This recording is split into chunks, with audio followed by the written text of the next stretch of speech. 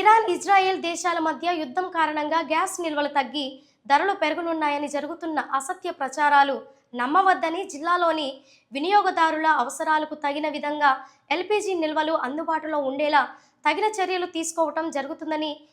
జిల్లా joint collector Sanjana సింహ, పౌర సరఫరాలు శాఖ అధికారులు, ఆయిల్ కంపెనీ ప్రతినిధులు, వివిధ